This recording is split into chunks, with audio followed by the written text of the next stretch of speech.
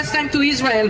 He's with us, he's with our leader, and he is fighting everywhere and meeting many people, lots of important people who is trying, he's trying his best to help to free so I can cover this. So I represent to you Shaul Meisel. Thank you, Rachel. I've met Mr. Kanu several times here in Israel. I interview him also in the radio and TV.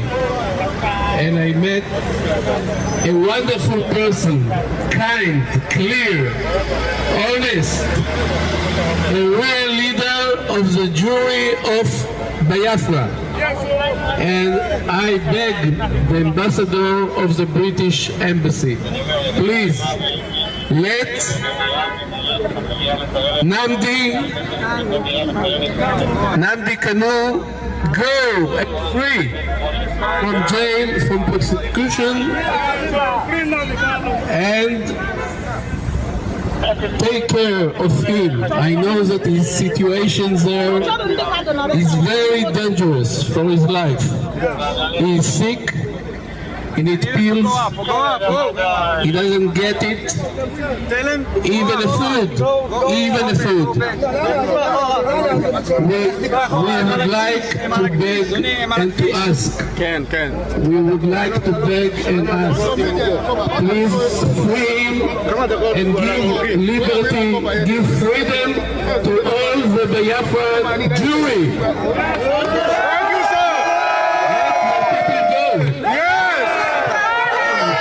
Hello, good afternoon, class. You are new to the channel. Kindly like, share, subscribe, and please do not forget to hit the notification bell. Mr. Chinedu Michael, I understand that, of course, the Israel are brothers to the Igbos, by extension to Biafrans. But we understand that Nnamdi Kanu currently is going through travail. But seeing Israelites rallying, protesting, asking Nigerian government to release Nnamdi Kanu, asking British government to step in and ensure that their brother is released. How does it come to you?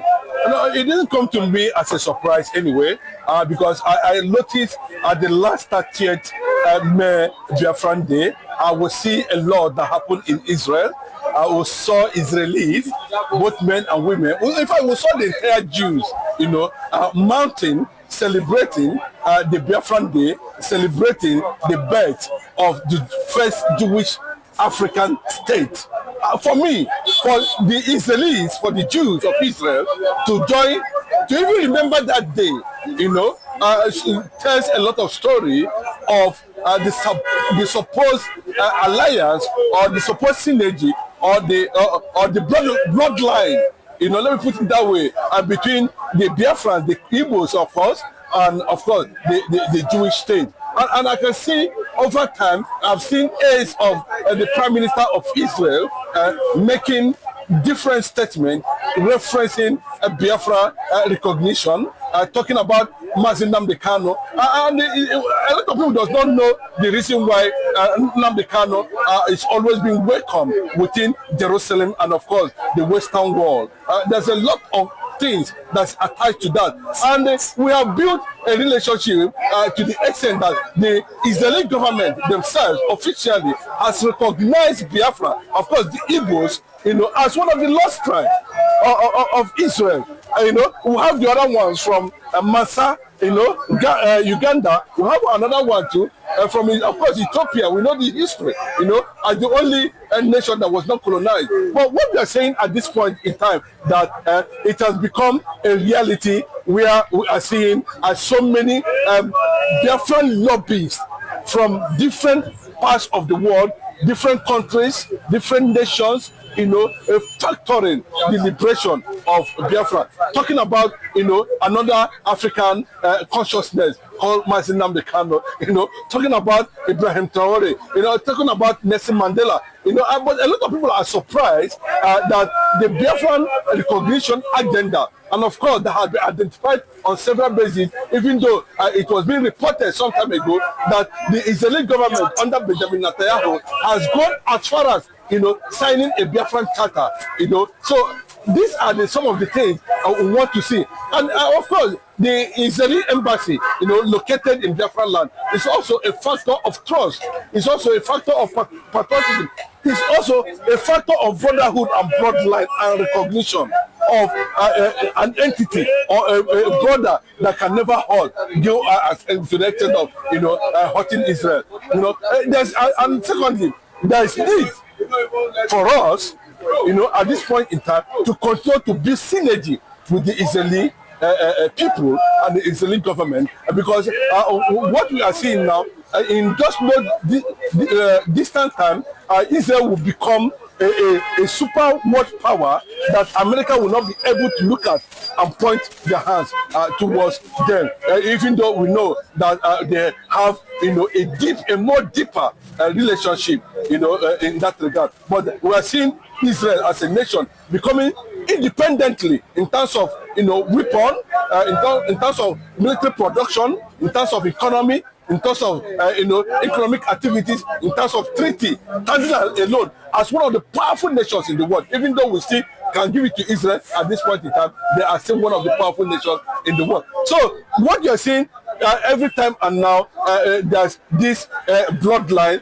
there's this connection, that anything that happens to Biafra, anything about Nnamdi Kanu, they try to get the British attention to it, and of course signal their support for Nnamdi Kanu at any point in time. I've seen a video, Mr. Chinedu, where Nnamdi Kanu was explaining to some Israelites that he chose to come to Israel instead of UK after the Operation Python dance that saw him run away from Nigeria. He said because he feels safer in the midst of the Israel who are his brothers. Of course, Nnamdi Kanu has made it very clearly. He has brought the Zionist ideology to the Biafran agenda. He has also brought the lineage of religion of the Jewish people, the Orthodox Jews in Israel, in terms of the way and manner they worship. Nnamdi Kanu, is a Judaist. He believes in that concept of religion of Judaism. And Judaism is where almost all the world leaders, there's no world leader and there's not part of that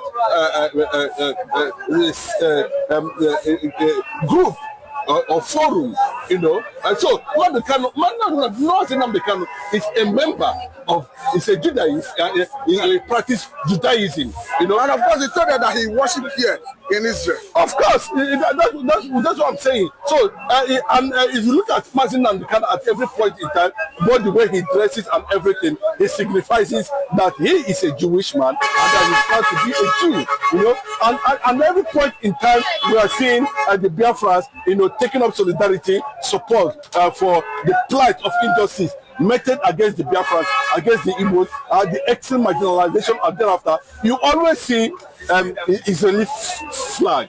If you go to Henri, let me put it that way, there is, an anchor of David in Henri Kingdom till tomorrow, till today. If you still go there, you see it.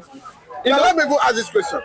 What informed and influenced the Star of David on the on the flag of Biafra? No, the fact is that, that is the source, that is where we are coming from, and it has been proven over the years that is where we are coming from, and that is what we are. If it is not where we are coming from, how come the ancient people that were able, to relocate, to migrate from Middle East or Africa at that time? But remember, where you are calling Middle East, that now, what was it called before? Where we are calling Middle East now, what was it called before? Go and find out yourself what it was called before, and know actually who are the ancient Black Hebrews. Then that will give you a signal that if those people did not come from that, there's no need. Ancient people, 7,000 BCE, they are still maintaining their source without anybody telling them. So it tells you that that is their source. And that is where they come from. I don't think there's any tribe in Africa. Yes, I can tell you, because when I visited Uri, in the kingdom, I discovered it, and I asked questions. Find out whether there is any tribe, black tribe in Africa, where you go to a particular location and you discover similarities of the ancient Jewish kingdom. Maybe I should even ask you this question. The Obi of Owa, that is the community where Okowa comes from, said recently that his kingship, his people migrated from Uri in Anambra State. Okay, that is it. You see, it's unfortunate that we find ourselves in this construction of wickedness by the British government, to make sure that anything that has to do with Africa is fragmented. Look at Macron now threatening the whole of Africa because of Nnamdi Kanu. Now they will not allow Africa to even have a military, a force, that will not happen under the Western watch. So what does that tell you? It tells you a lot of things, that these people sat somewhere in Berlin and shared Africa. So it tells a lot of things was balkanized, a lot of things was destroyed, a lot of stories was killed, a lot of genealogy, so many things that could have defined the identity of the people. We are virtually destroyed by the version of the British colonial masters at that time. And it tells you that, when I said it very clearly before, that Igala is an offshoot of Idu that gave birth to Godomigodo is from the same thing. But I will not tell you that the Bini is just a minor tribe, just like Ibanke, in the entire Edo state. That the Asian people too are questionable. Then if you look at that Idu, as at that time, before it became Igodomigodo, from Igodomigodo it become the so-called Edo state we are talking about today, or whatever we are talking about today. God, look at the tribes that make up the Benin tribe. Who are they? Ask questions, you still discover the truth. So the man from Okowa's local government, who is saying that the king, the Obi of Owa, who is saying that they came from the kingdom, he's just being very honest to himself. So that's the picture. That's what it is. And these histories have been there. Okay, now let me ask you, how come the Portuguese, the first explorers that set their foot on this part of the world, when there was no West Africa, East Africa, North Africa, bros, even Middle East, I said it before, and go and cross-check, this Middle East that I'm talking about today, what was the name of that Middle East before it was called Middle East? You can go and find that yourself. So what I'm saying at this point is that it came to that point where the Portuguese themselves said, do you know where the boundary of Biafra? It was them that named Biafra. They brought that Biafra name to popularity.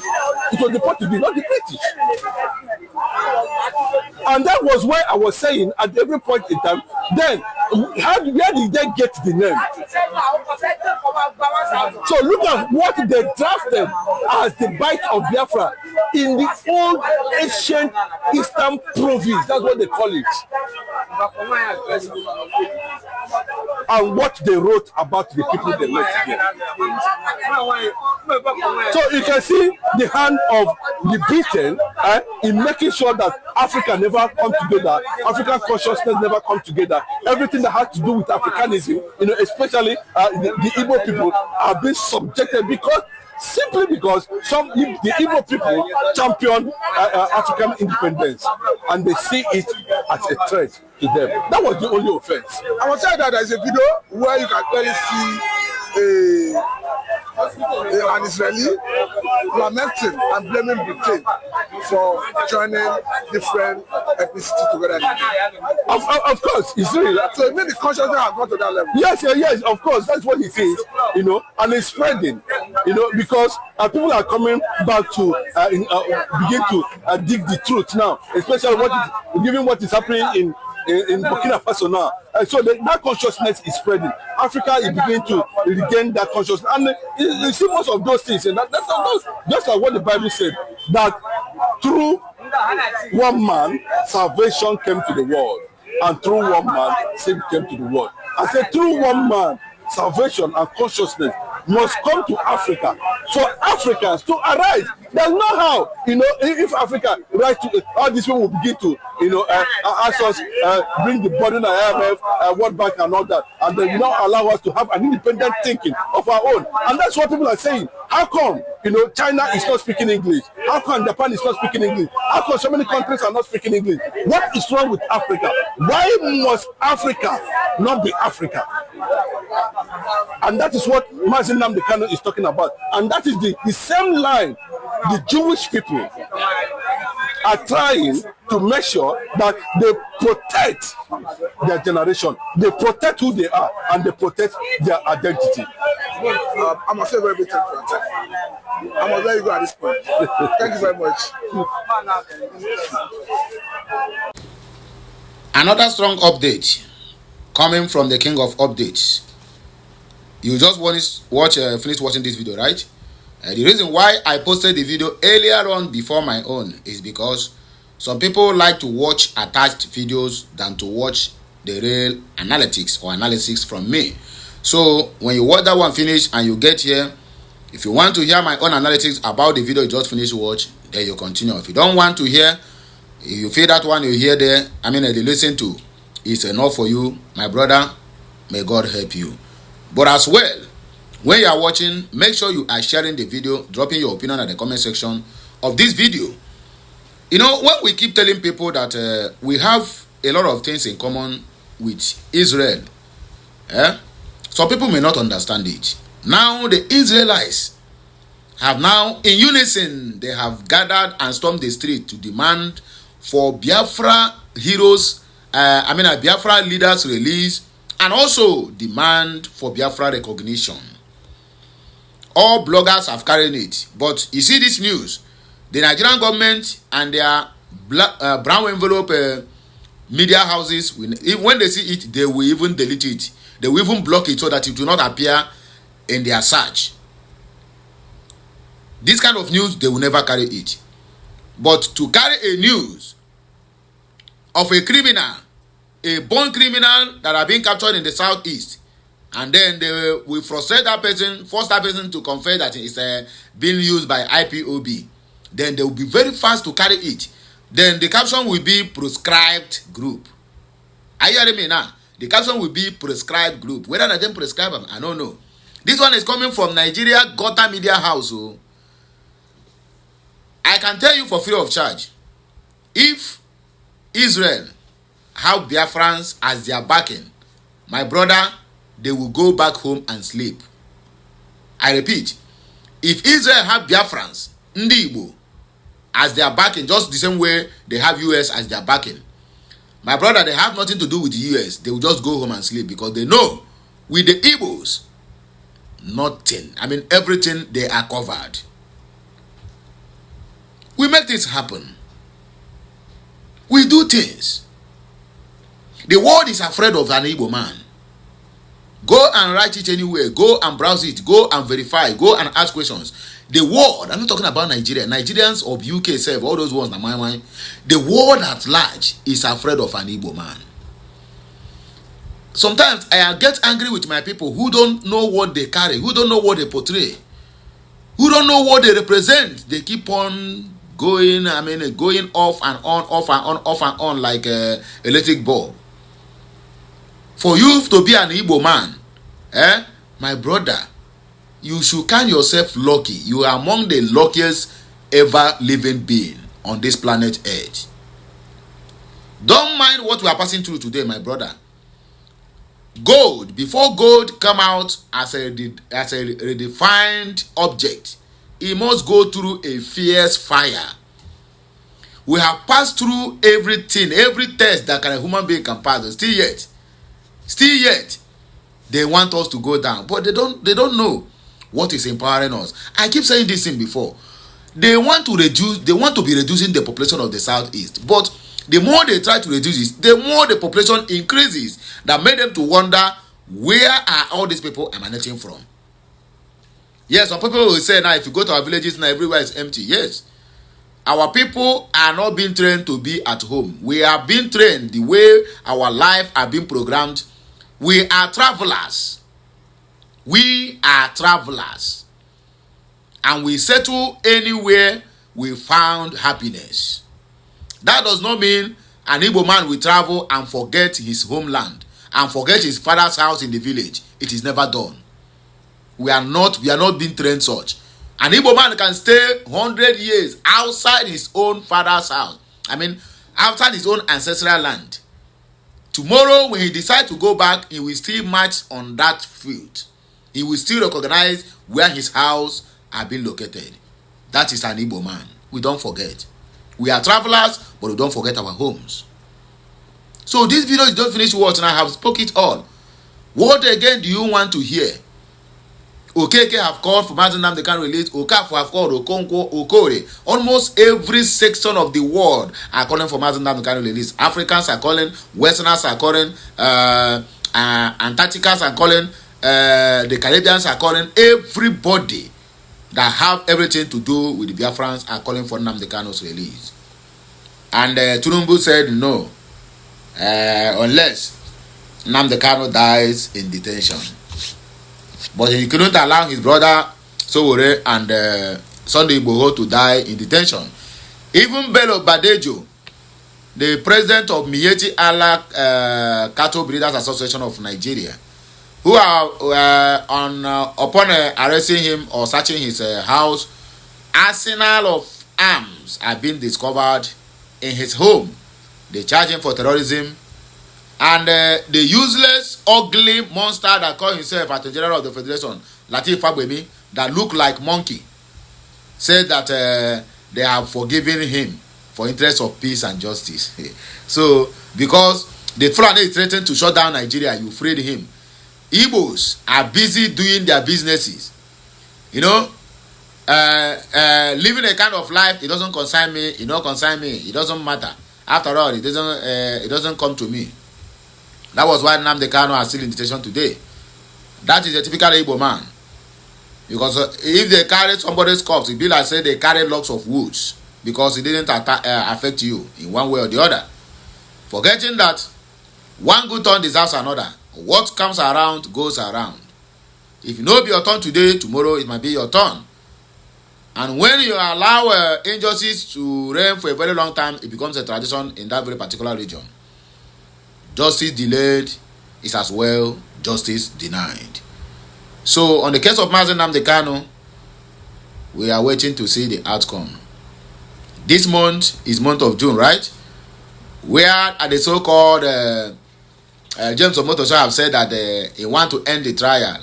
But I doubt that. They are still buying time. Don't forget, on 11th of, 11th, right? Or 6th? No. Today is 6th. Yeah, Nnamdi Kanu is supposed to appear in court today, if I'm not mistaken.